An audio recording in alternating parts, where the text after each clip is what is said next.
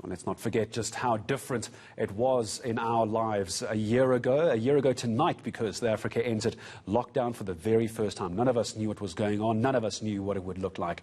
A year later, it's very different. No secret, of course, that lockdown has had a devastating effect on businesses. But others have actually experienced the opposite. Unfold Pre-Loved set up a used kids clothing store online, and it's actually thriving. It's doing good, not just from a financial perspective, but also doing good for others. The emphasis is on reducing clothing waste and empowering women in townships by providing them with used clothes to sell. It's a brilliant idea, and what a pleasure it is to have from Unfold Pre-Loved its founder, Laura McAllister. Laura, good morning to you. It's a pleasure having you here on eNCA. Just tell me a bit about the business. It started as a result of COVID, or was this an idea you had before that just played out well during COVID? Hi, welcome. Thank you for having me. Yes, so it was a bit of an organic movement that started with my own children's clothing before lockdown. And I had launched probably just before lockdown started. So I had a good following on social media, which was our key driver.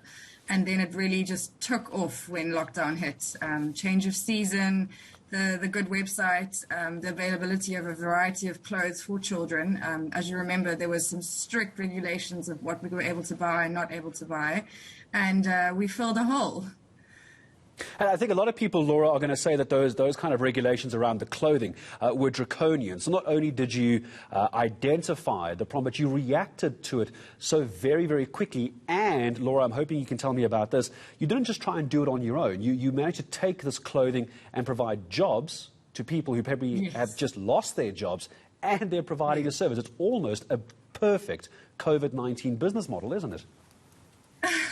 It really was obviously not meant at all in that regard, but it just all worked out really, really beautifully.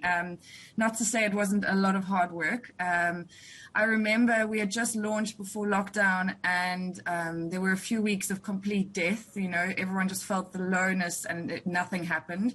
And on the weekly basis, or even on a daily basis, gazettes were dispatched from the government, and I would watch those closely through the fine detail. And eventually, I remember seeing a small line item saying children's stuff is allowed. And then I had to actually further discuss with government. I had certain contacts, and I said, "Does that mean children's clothing? Please let me know if that's children's clothing." And the moment we got the green light, I got a permit. I got my I had one girl who had just started before that involved, my main team member, Giorgio, and we got her, I think it was a license to trade, and she was able to obviously get onto the roads because it was just scary just driving as it was. And then we started really pumping hard, and within 2 or 3 weeks we were employed. I think we were a team of 6 during lockdown. We're now a team of 4, but during lockdown we had 6 of us under my license working, and really just every day, every minute there was sales, because there was that demand of a variety of clothes, a variety of ages, because at that time I think it was just the main stores that had some clothing available. Yeah, it was a very, very strange time. It's almost like the antithesis of the businesses that we saw collapsing. You were actually able to employ people during that time. Laura, just in the last minute or so that I have with you, so it started out as a business just before COVID, became successful during COVID. Do you think it's going to be post-COVID proof? What I mean by that is, do you think this business can still run even after COVID and things hopefully get back to the way it was? So I don't think anything will ever be the same. I think lockdown has given everyone perspective on the way people shop, the way people consume, the way, the ease of online. And luckily I was able to penetrate that market just in time. And now we are online.